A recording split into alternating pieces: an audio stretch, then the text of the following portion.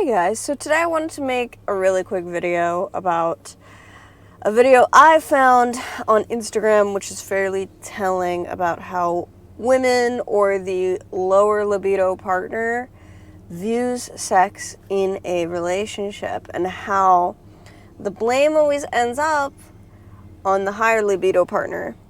Now, this is not the only time where blame ends up on the person expressing needs.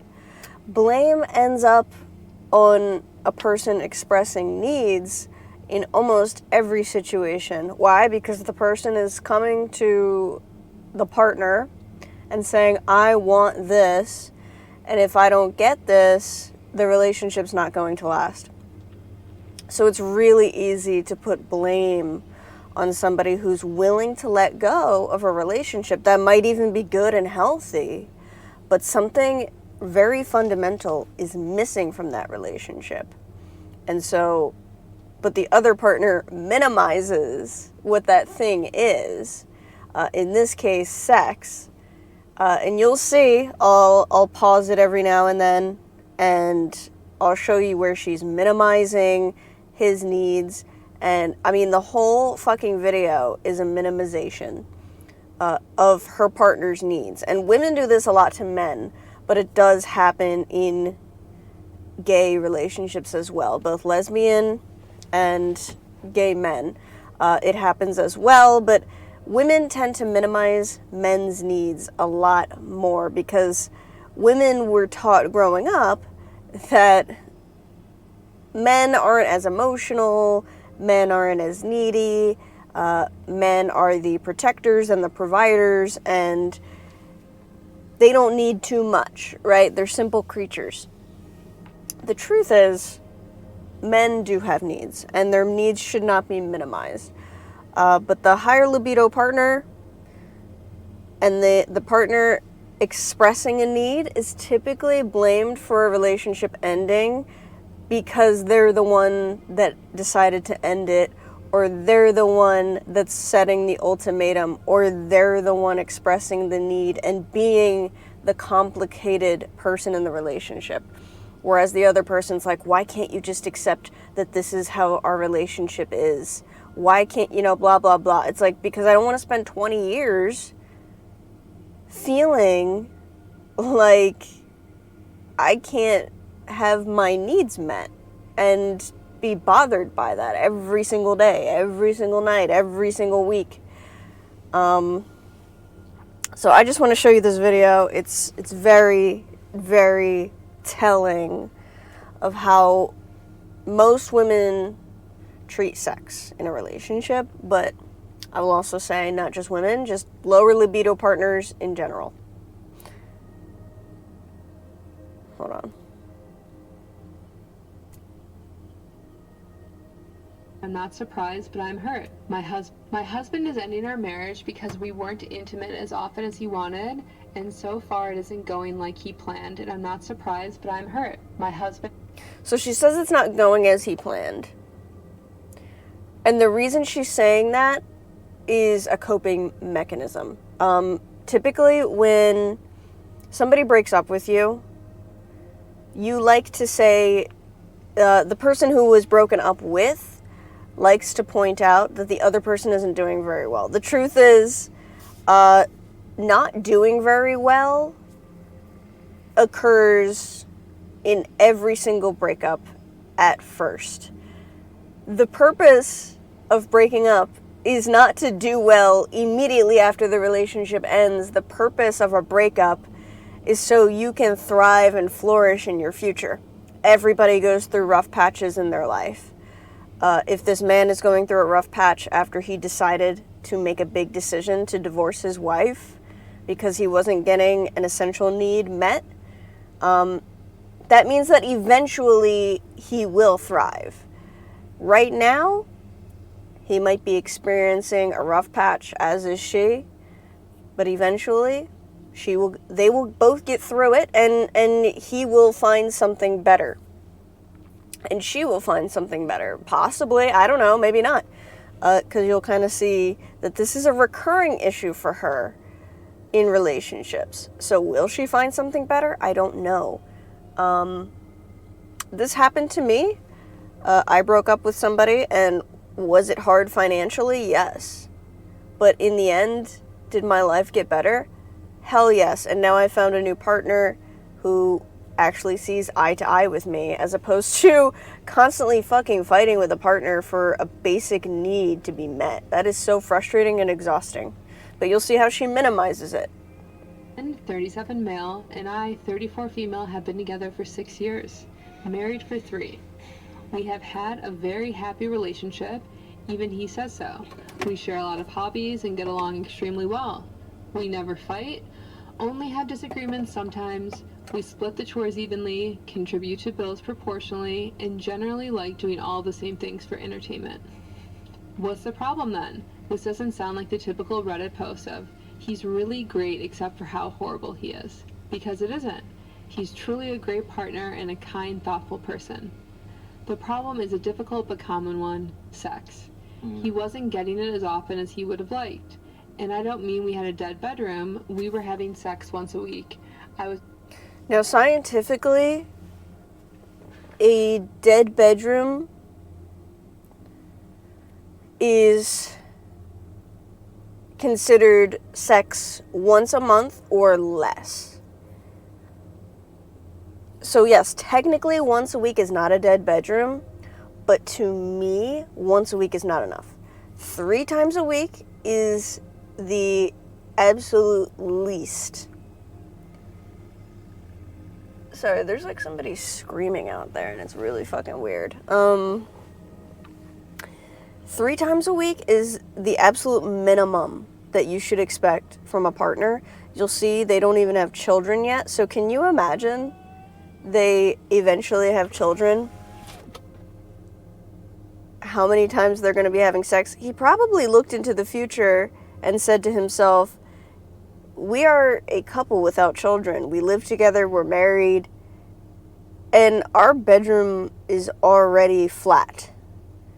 We already don't have sex enough, in my opinion. What's going to happen when we do have children? So he probably thought ahead about this, and decided, I don't want to risk it, honestly. It's not enough for me now, and it's probably only going to get worse as we go further and further into the relationship and take on more responsibilities like children. Making sure of it because he had expressed these concerns before. When we started dating... So what she's saying, and she totally flies over this, he expressed these concerns before. And she flies over this because she's minimizing the fact that he's tried to communicate this to her before. He's not pressuring her, he's not forcing her, he's not coercing her to have sex. He's expressing that he's concerned that their libidos are mismatched and that the amount they're having sex now is not enough for him. He's expressing that to her. And he might have even expressed other things like, I don't feel desired, I don't feel wanted, I don't feel like you're enjoying sex when we have it, I don't feel like you're into it when we have it, I don't feel like you care about it like I do. Things like that. And that's what happens in mismatched libido couples. The lower libido person thinks that these sex conversations aren't as important as the higher libido person thinks. So the lower libido person will say, oh yeah, well, we've talked about it a couple times. In my last relationship, which ended because we didn't have sex, I talked to her about it. We had maybe 3 arguments about it. We were together for almost 2 years, but we lived together for 9 months. I talked to her about it only 3 times, people. 3 times. 3 or 4 times, maybe. That's it. That's all it took. And then I was tired of talking about it. I was tired of begging. So you have to understand. This guy maybe brought it up 1 to 4 times, and she's thinking, oh, that's not that much, and we had a little talk, and especially if he's not confrontational and she's just like, well, that's just how I am, he's gonna say okay, but he's gonna keep it in the back of his mind.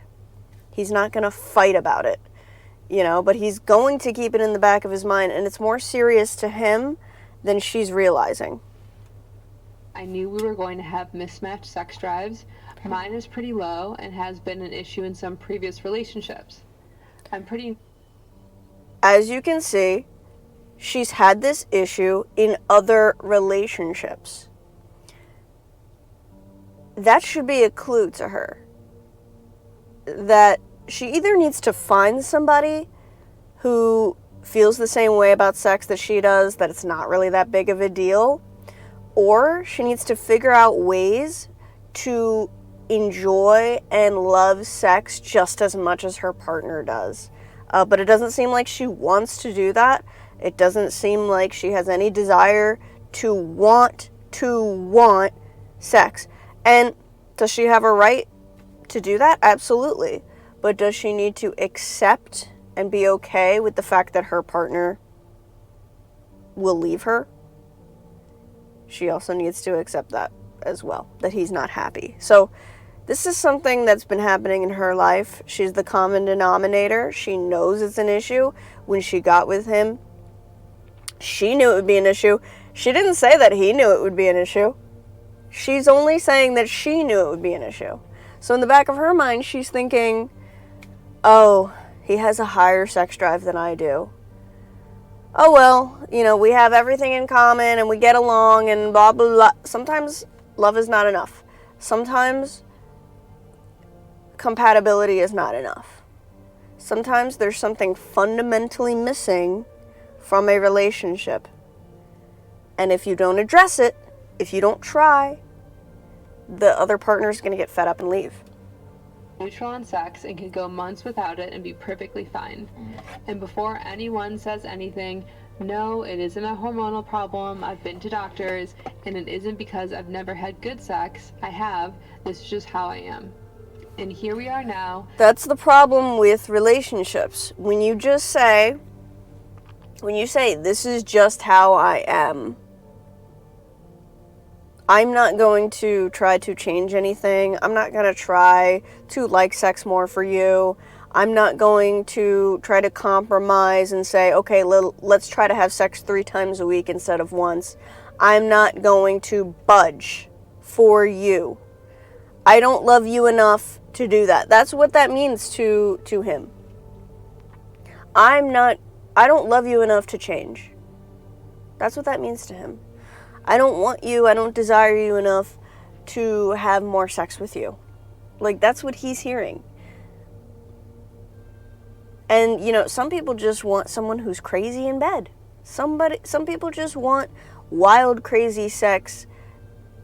People who love to have sex. Some people want that in a partner, and she's obviously not there. Separated, him moved out. See, it was my house we were living that I bought before I met him. It's also my pets we were living with that I had before I met him. We had a happy home and a happy little family. No kids yet, but we were talking about it. Now half his things are in storage because he has a few hobbies that take up a lot of space, and he can't fit everything into the tiny apartment he had to get. Do you see what she's doing here? She is overly explaining the negative aspects of his decision. He's not saying this. He's not saying, I'm unhappy now, or my life is worse now, or I sacrificed my relationship for sex. He's not saying that. He's not coming back. He's not saying, never mind, I changed my mind. He's enduring the sacrifice that he made. He's enduring it. You know why? Because he knows what he wants. He was mature enough to say, this is not what I want, so I'm going to leave the relationship. He did not cheat because he felt justified to do so. He took the high ground, moral high ground, mature high ground, and left a relationship that was not giving him what he needed. And yes, they had a cute little family with their pets. But can you imagine if they had kids, which is, again, what he probably thought about. If we have kids, sex is going to disappear even more. And he's probably thinking to himself, you know, I want kids, I want a family, but I also want a wife who wants sex just as much as I do. And he's probably non-confrontational, so he didn't bring it up much. He didn't really maybe make it as serious as he thought it was, but you shouldn't have to. You shouldn't have to tell your partner 5 times, this is what I need, and if I don't get it, our relationship's going to suffer, or our relationship is going to end. He shouldn't have to do those things. She just isn't listening. And now, the only thing that she's focusing on is that she's trying to make it seem like he's miserable. And maybe he is. That doesn't mean that he made the wrong decision, though. That doesn't mean he made the wrong decision. And that is something that she needs to get through her head. This is like how immature people think, right? Immature people think, if I make a decision and I'm incredibly unhappy, even though I weighed out the decision and I decided that it was going to be long-term more beneficial for me, short-term they're unhappy, they think they made the wrong decision. So now she's projecting onto him that he made a long-term investment type of decision. Short-term, is he going to maybe struggle financially, have less space, be a little bit more claustrophobic in his space, not have his pets and not have a girlfriend? Absolutely. Short-term, maybe unhappy, maybe a little miserable, maybe struggling. Long-term, is it going to be more beneficial for him? Yes. He had to sell his antique car because he couldn't park it at his new place, and I wouldn't let him keep it here. He's also complaining about money now because I make more than twice what he makes, and I was paying more than half bills. I'm not sure if he's... These are material items. These are material items. The fact that he sold his antique car, which men and cars, especially men who love antique cars, I know how detrimental that is. The fact that he did that should be proving to her that sex meant a lot to him. And that this conversation, this issue in the relationship, meant a lot to him. If he were crawling back to her and saying, please, let's just have more sex, please, and then I'll stay, then I would be like, okay, maybe he's not as serious as he's making it out to be. Maybe sex isn't that important for him. You know, maybe he's just calling a bluff. You know, something of that nature. But no, he sold his items. He moved. He made huge sacrifices to get away from you because you're not giving him a fundamental need. Most men would stay in relationships like this because they think it'll get better. They don't want to be alone. But this guy, oh my God, I am so proud of this guy for realizing what he wanted and leaving without cheating, without punishing her. He's just leaving, making certain sacrifices for a long-term investment, which is hopefully a better relationship with a higher libido partner. Started looking to date. I told him I didn't care if he did while we were getting the divorce going. I know he wasn't cheating. He was very loyal, so there's no other woman he had on the line already. I'm sure he'll sort it out and get settled eventually, but for now he lives alone in a cramped apartment that doesn't allow pets, with almost none of the things that he did for fun, getting no sex at all. All because once a week wasn't good enough. Are you kidding? Don't get me wrong, I'm taking no pleasure in it. You can see how little she fucking cared about this need. He made all these sacrifices because he was only getting sex once a week. Yes. And to you, this is silly. To you, it's not a big deal. To you, ending a relationship over this is ridiculous. But to him, it's not. To him, it was serious enough that now he sacrificed maybe even quality of life, finances, because he wasn't happy. He wasn't happy. And you are still minimizing this. This would be like if he took away physical affection from you that wasn't sexual. This would be like taking away quality communication skills. This would be like taking away quality time. You obviously value quality time with him because of the things that you mentioned in the beginning that you love about your relationship. What if he took all that away? Or what if he only did it once a month? You know, he only spent time with you, quality time with you once a month, you know? It's a similar thing. What if he just started taking away your needs? Look, this woman is not evil. This woman's immature. She's also shown herself to be inconsiderate because she's minimizing his need by saying it's a silly reason to break off the relationship.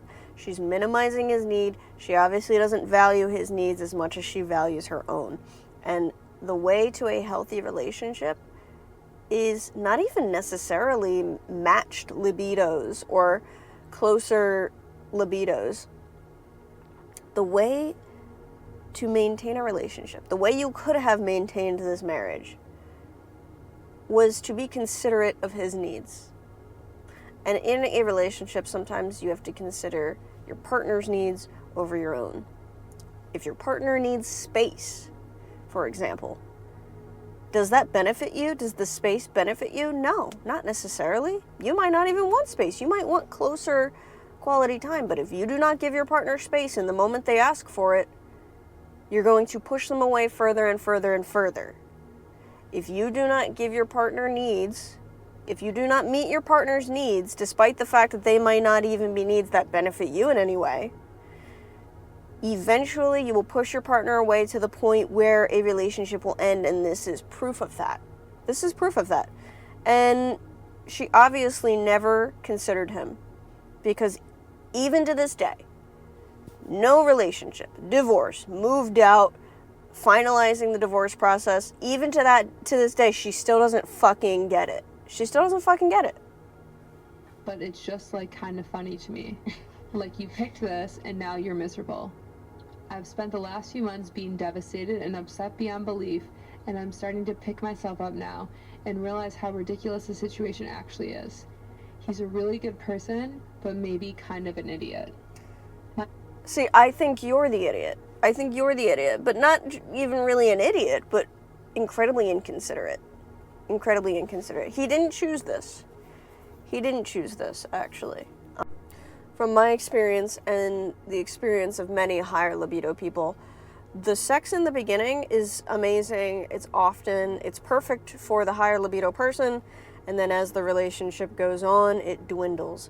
Rarely does the lower libido person ever even mention that they have a lower libido, because number one, they don't really think it's necessary to mention.